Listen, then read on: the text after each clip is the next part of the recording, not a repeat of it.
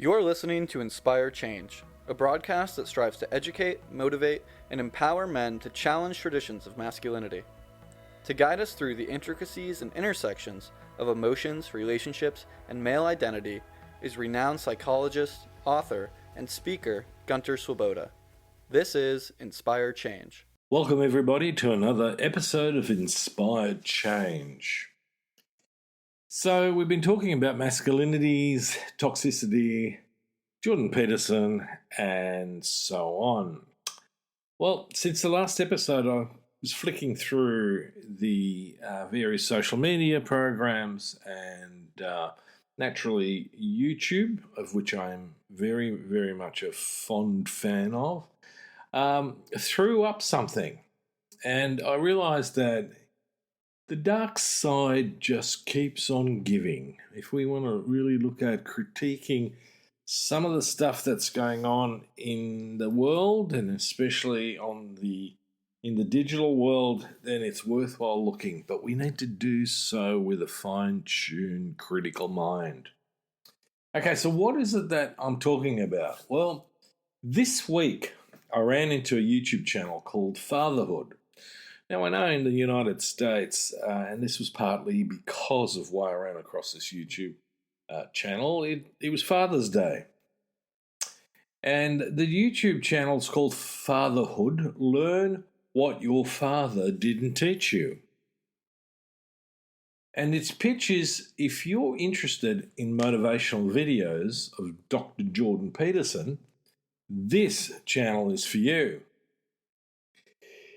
And so I just couldn't resist, could I? I had to take a look. I'm certainly conscious that some of the stuff that Jordan Peterson wrote in the 12 rules and about how to deal with your children, I was not okay with. I was not a fan of. And I felt that it was problematic, seriously problematic from a whole bunch of reasons. So, here's this channel I'm hopping on, and the first thing that I saw was the video's graphic showed Amber Heard's headshot alongside Jordan Peterson's inimitable image, and the caption read, "You bitch, this is unforgivable." So I put that aside. I started the video, and Jordan Peterson starts with how a mother was suppressing her son's innate masculinity by refusing to let the kid have toy guns. This appeared to Jordan Peterson to be a totally heinous crime perpetrated on the poor boy and his innate masculine drivers. And try as the mum might, she couldn't suppress and repress the boy's innate genetic predisposition to pick up a gun and fire it. It was irrepressible, so he claims. And persistent to the end, this boy finally, in desperation, chooses a toothbrush, points it, and according to Dr. Peterson, went bang, bang. Obviously, Dr. Peterson feels that now this explains that there is an innate male propensity to pick up a gun, aim, and shoot it. And at that point, I paused the video and I went, hang on a minute. He is literally saying that picking up a gun is genetically inherent in her son's masculinity, in men's masculinity, in boys' masculinity. And I thought, wow, a gun, eh? Not a spear, not a bow and arrow, but a gun. A weapon that was only invented a few hundred years ago.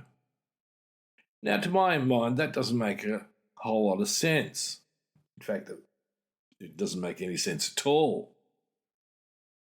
And I reflected that, I had no idea I was genetically programmed to want a gun to point and shoot. And this is, according to Jordan Peterson, my intractable masculinity. It's part of my maleness. Well, what about the millions of men like me who've never played with toy guns, own guns, nor have any desire for guns? Mind you, if I was in the Ukraine, I'd make sure I had a gun and I was fighting for my country and my loved ones and my freedom against the oppressor. But then, as my wife pointed out, so would she. Just like the many men and women fighting for their lives and freedom in the face of the Russian oppressor, Putin. So again, in my mind, this has absolutely nothing really to do with masculinity. Yet Jordan Peterson persisted in his moral outrage, refers to the mother as a witch. Okay, maybe we've gone away from the bitch and it's now a witch. Now, this is coming from a man who's a clinical psychologist.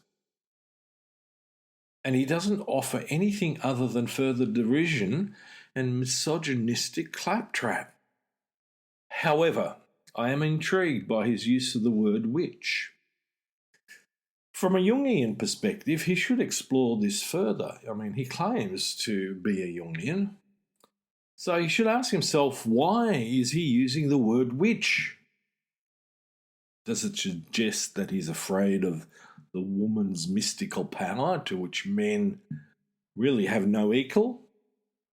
Or is it steeped in the desire to denigrate any female? Are all women witches? Or is it just the ones that do not submit to patriarchal power and control? He does then get into issues about women and their disruptive family structures, like their dysfunctional relationships with their fathers, that leave them feeling afraid of the masculine. Now, to some degree, I don't have a problem with that, because there is truth in how women relate to men. Often has its origin in their relationship with their dad, for better or worse.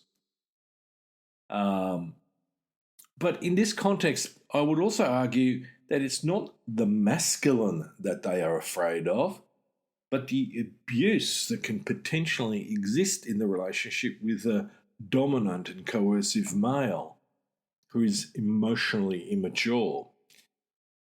So, now, listening on, I was unclear of how the problems of a disrupted family structure and the difference between the male authority, power, and competence relates to the issue of compulsion, and how that relates to the idea of what makes boys and men masculine.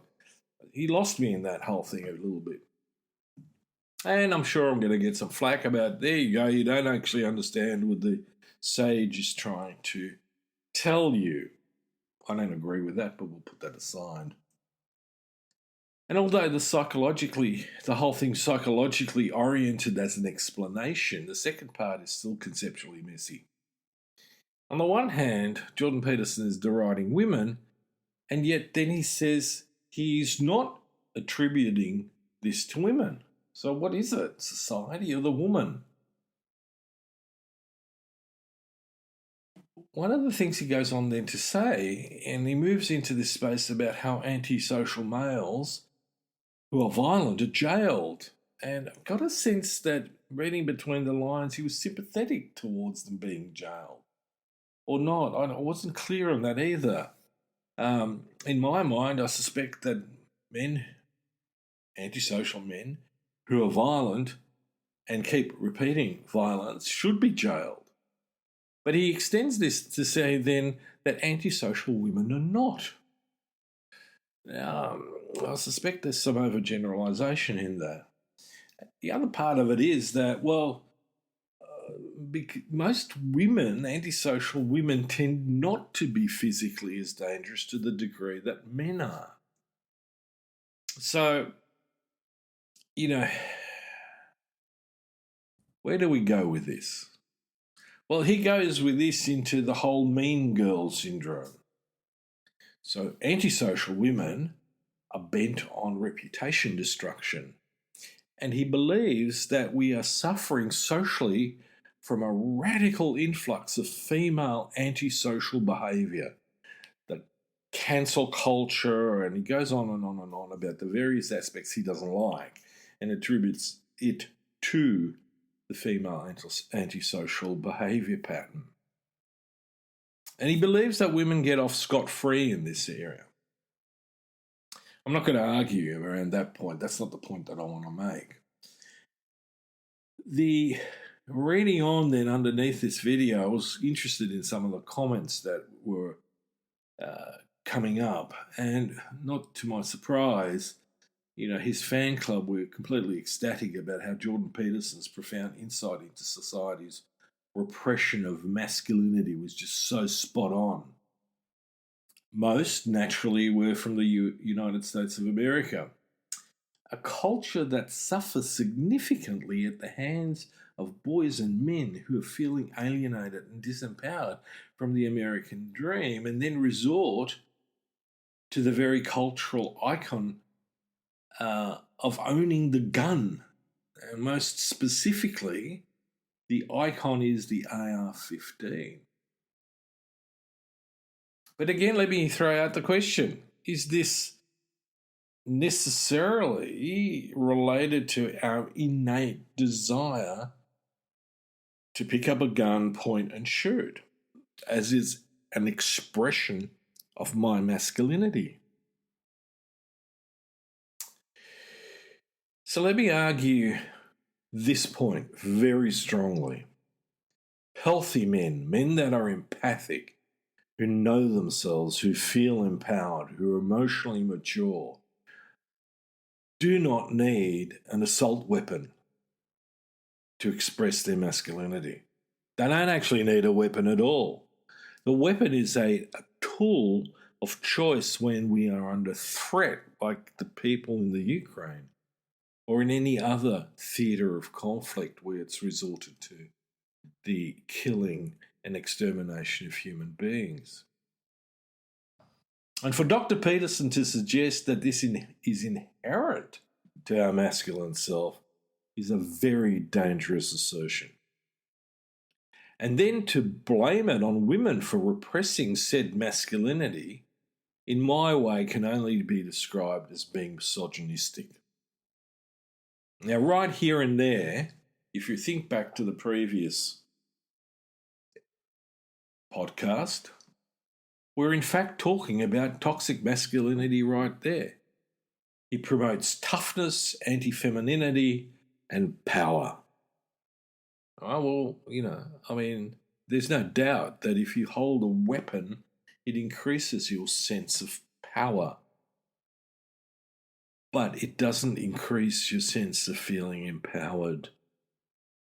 Because if that's true, you might in fact go, I don't need that weapon. Now, I'm going to take a bit of a leap here, and I'm going to use Jordan Peterson's own framework, which is Jungian psychology, to suggest it's time we call him out. The internet has created an army, a legion of shadow manipulators, confident, misleading, interested mainly in power rather than empowerment, seduced by the adulation of their followers. We find them in the guise of educators, gurus, leaders, influencers. And they appear to always provide, only partially, information that are then used to create simplistic solutions for complex problems. And it fascinates me that someone so attached to Jung's framework cannot see himself within this structure, that he's playing out the shadow of an archetype. And what is that archetype fundamentally in the Jungian framework?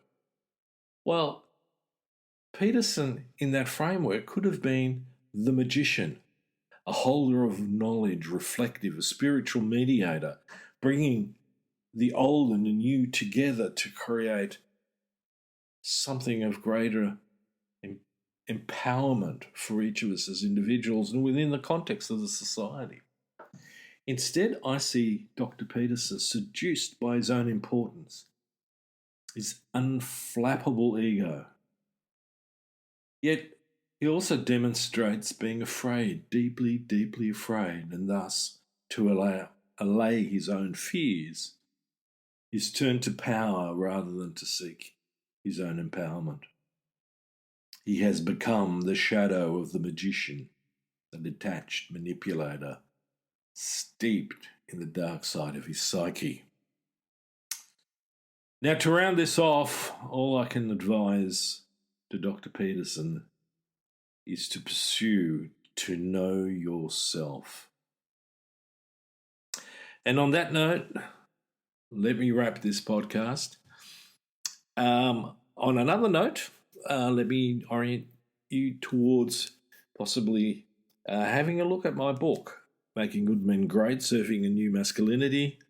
My fiction, Mountains of the Sea, fish out of water story about an English aristocrat who lands in Hawaii and needs to learn how to deal with the cultural issues that are thrown at an 18th century aristocrat.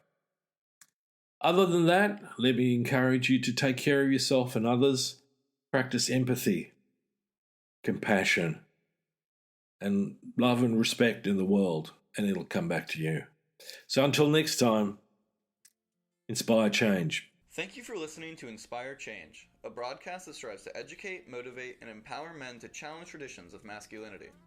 For more information on the Making Good Men Great movement, or for individual or group coaching sessions with Gunter, visit makinggoodmengreat.com. For inquiries regarding broadcast topics or appearing on the show, email Miranda at noirtainment.com. That's Miranda at noirtainment.com.